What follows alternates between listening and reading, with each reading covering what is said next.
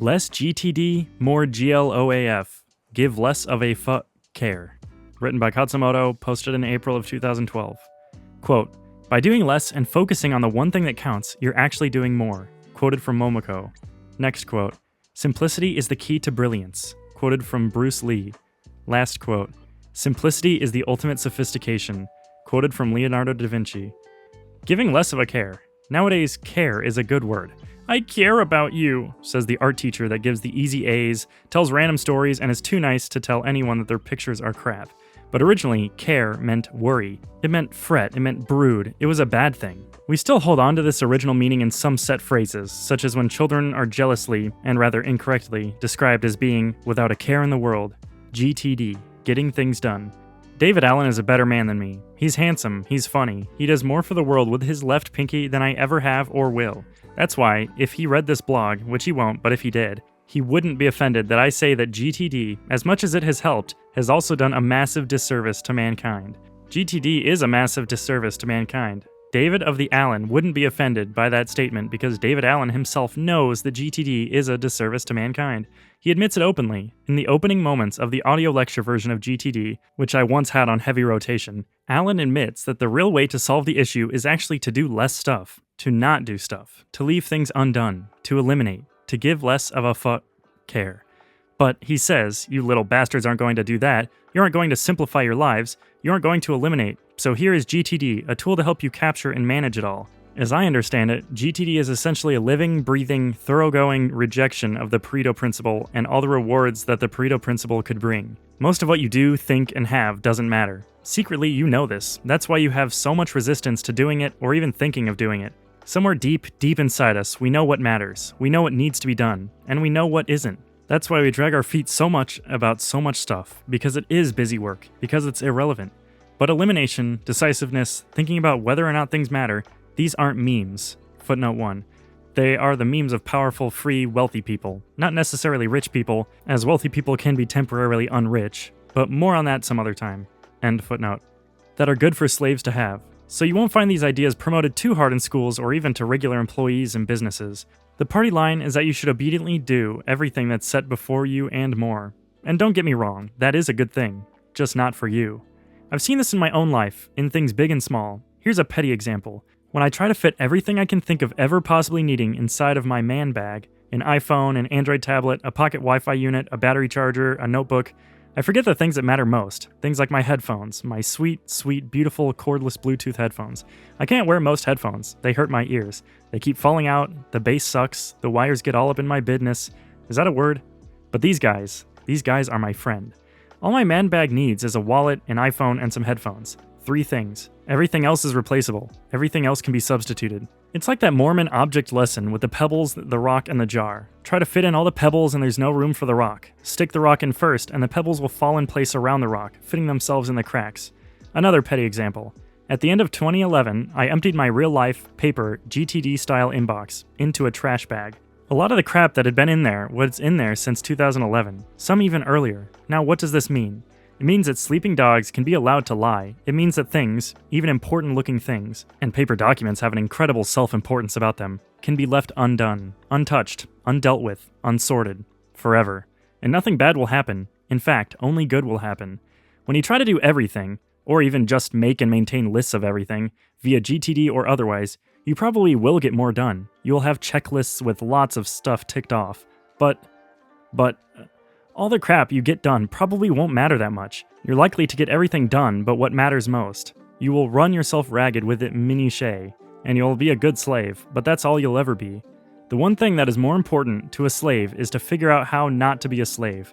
All a slave's available resources, time, money, words, attention, should be spent on this important thing.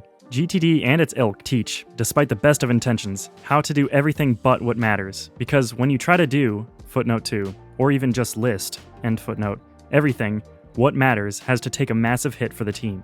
No doubt, GTD includes some indirect elimination somewhere, but that's just the problem. It merely includes elimination when it needs to be an elimination. Elimination can't be a token ethnic minority character or even a loyal sidekick. Elimination needs to be the protagonist. Elimination needs to be the default behavior. By default, just don't do it. Give less of a care. Unfortunately, GTD by default is all about listing it all. List it all, and manage it all, so you can be free. No, you just spend your life juggling lists. List limbo. Most things do not need to get done, ever. Some things do need to get done, but usually like 1 or 2 things. Everything else can be left alone or done half-buttockedly. And yes, it'll be imperfect, but it'll be imperfect even if you have a heart attack trying to do it all. No doubt there are exceptions, but you're not a surgeon and I'm not curing cancer, so let's not kid ourselves. But what?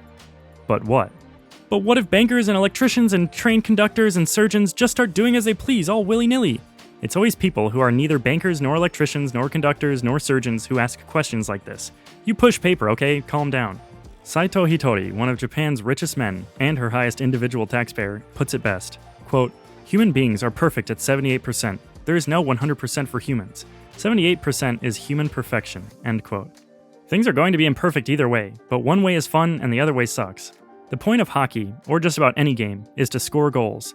The goal of the game is goals. If what you're doing doesn't help you score, you might as well rest. Get off the ice, sit it out, chillax, swallow some Fucare sweat. It'll be far more helpful than whatever busy work the world at large is trying to rope and guilt you into doing. It might even save your life. Most, as in 80%-ish most, hockey injuries happen near the end of periods when people are most tired. Important things are better done badly than not at all. Unimportant things are better not done at all than done well. Most things are unimportant. Most things don't need to be done. You don't have a gajillion things to do. You only have one thing to do. Decide on that one thing. That one thing should be so important, so valuable, that if it were the only thing that you did the entire day, or what's left of it, your day would still be a roaring success. That's the kind of imbalance I'm talking about. Bar causing other people harm, it doesn't matter what else you do if you score. The Pareto principle tells us, footnote 3, crap, this sounds like a sermon, like, the Honorable Elijah Muhammad teaches us, oh well, smiley face, end footnote, that life is beautifully imbalanced. A vital few things are incredibly important, and a trivial many are neither here nor there. In any group of 10 things, there is almost always one that by itself is worth more than the other 9 put together. We want to exploit this imbalance. I hate it when people criticize me or my ideas. While my twisted, passive-aggressive, quasi-gentlemanly pride has generally kept me out of flame wars, in my heart of hearts, I'm always like, don't question me, no, you don't get it. So it actually pains me to call out GTD like this because I like David Allen. I enjoy his work, I think he's really insightful. Footnote 4, new word, smiley face, end footnote. The man is better than the system. The system, GTD, needs more work. The system needs to get in bed with the ideas of Pareto and Parkinson and Koch and Gawande. Pareto and Koch to eviscerate the waste, Parkinson to compress the time, and Gawande to keep the checklist making at that sweet spot where it's useful but not overwhelming. Anyway, let's bring it home for Japanese. A lot of you basement dwellers, fine, upstanding denizens of the Japanophilic regions of the internet care way too much. And what for? What on or off Earth for? You're going to die and be eaten by maggots, yet you persist on forcing yourself to manually enter the boring, unnatural content of some book or sentence patterns, every single one, because you think it's good for you, because you have to finish what you've started, because you should.